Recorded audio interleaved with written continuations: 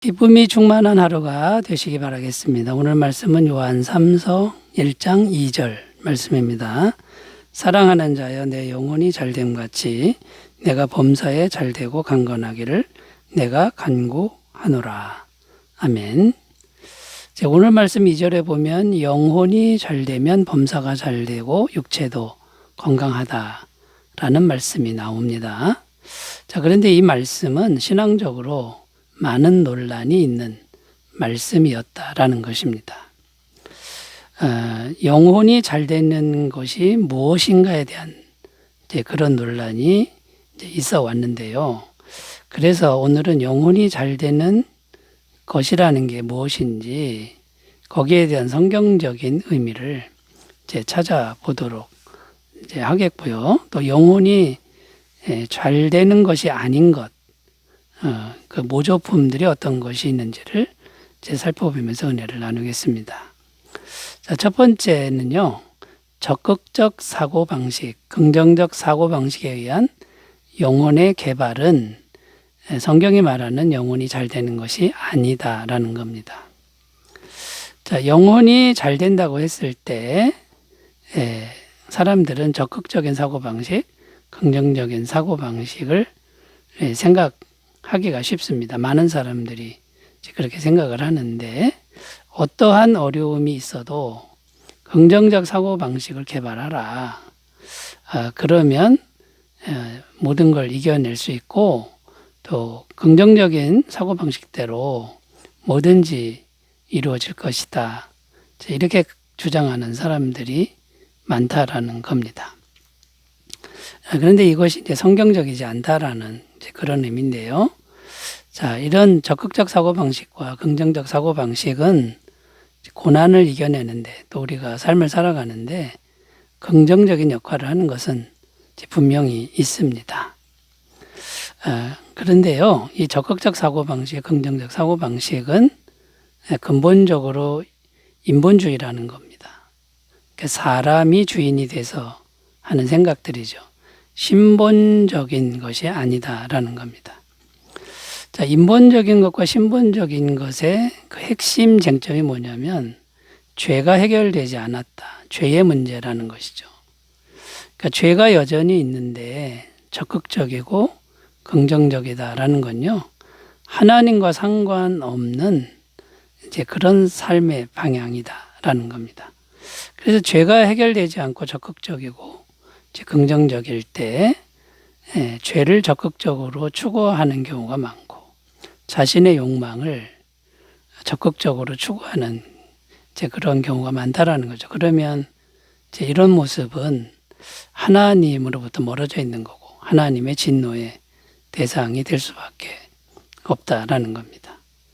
그런데 성경이 말하는 영혼이 잘 된다라는 건요, 먼저 죄가 해결되어야 한다라는 겁니다.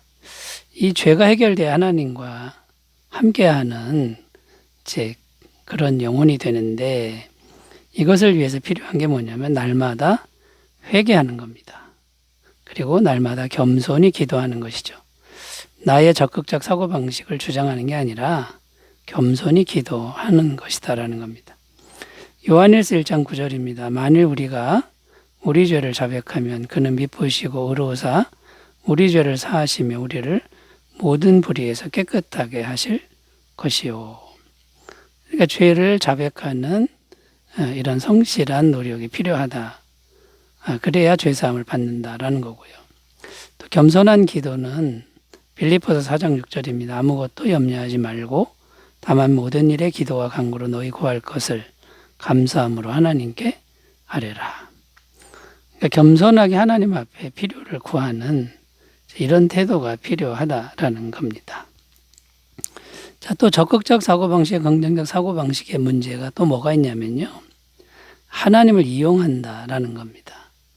뭐에 이용하냐면 자신의 욕망을 이루는 도구로 하나님을 이용한다라는 거죠. 성경에도 믿음대로 될지어다 이런 말씀이 있습니다.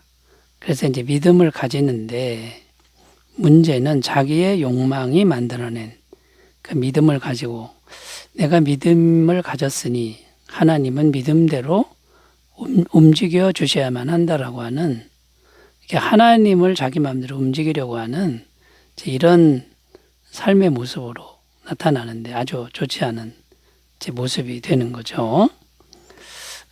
적극적이고 긍정적인 태도는 그 자체는 좋은 것이지만, 적극적이고 긍정적인 건요, 순종을 위해서 필요한 겁니다. 그 순종을 위한 게 아니라 자기 욕망을 위한 것이라 그러면 이제 마귀적인 것이 되는 것이죠.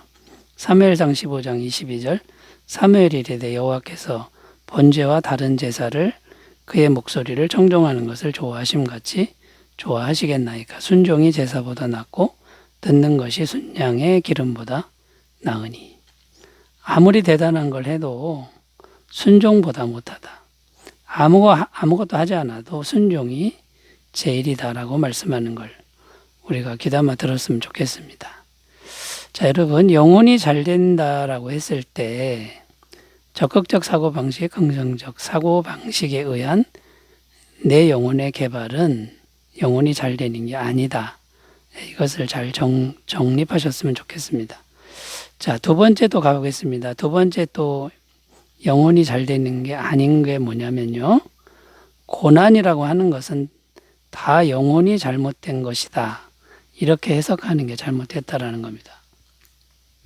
고난이 있으면 무조건 영혼이 잘못된 것이다. 이렇게 보면 안 된다라는 것이죠. 자, 그래서 범사가 잘 안 되고 뭐가 형통하지 않고 몸에 질병이 오면 이 사람 영혼에 문제가 있다. 무조건 이렇게 보면 안 된다라는 거죠. 그래서 이제 이렇게 생각하는 사람들은 자기들에게 어떤 문제가 있어도 절대 오픈하지 않는, 우리는 아무 문제가 없고 항상 평안하고 몸이 여기저기 아파도 절대 자기는 아프지 않다라고 하는 이제 이런 행동 양식을 이제 보여주는데, 지나치게 이렇게 하는 분들 보면 이제 대체적으로 이런 생각을 하는 사람들이 이제 많다라는 겁니다. 그런데 영혼이 잘 된 분들에게도 고난은 있고 또 질병은 찾아온다라는 것이 성경의 가르침이라는 거죠. 자, 그런데 영혼이 잘 된 사람에게 오는 고난을 그럼 우리가 어떻게 해석해야 하는 것일까요? 자, 고난이 왔을 때 영혼이 잘 된 사람들은 어떻게 하냐면요, 그 고난을 가지고 하나님께로 기도로 가져가는 겁니다. 야고보서 5장 13절 14절, 너희 중에 고난당하는 자가 있느냐 그는 기도할 것이요, 즐거워하는 자가 있느냐 그는 찬송할지니라. 너희 중에 병든 자가 있느냐 그는 교회의 장로들을 청할 것이요, 그들은 주의 이름으로 기름을 바르며 그를 위하여 기도할지니라. 자, 그러니까 영혼이 잘 된 사람, 이 사람에게도 고난이 오는데 잘 된 사람은 고난을 가지고 하나님께 가까이 가는, 이 사람이 영혼이 잘 된 사람이지 고난이 전혀 오지 않는 사람이 잘 된 사람이 아니다. 자, 영혼이 잘못된 사람은 고난이 왔을 때 그 고난을 하나님께로 가져가지 않는 사람, 혼자 끙끙 앓거나 낙심하는 이런 사람이 영혼에 문제가 있는 사람이다라는 겁니다. 또 영혼이 잘 된 사람은요, 고난이 왔을 때 어떻게 행동하냐면요, 하나님을 신뢰합니다. 이 고난을 통해서 반드시 선한 일을 이루신다. 내가 지금은 알 수 없으나 반드시 선한 일을 행하신다라고 하나님을 신뢰하는 이런 영혼이라면 잘된 영혼이다라는 겁니다.